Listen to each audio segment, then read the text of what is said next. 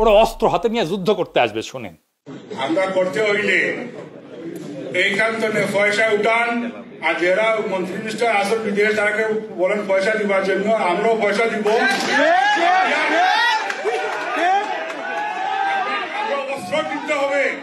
অস্ত্র কিনতে হবে, আমরা যুদ্ধ করতে হবে মাঠে।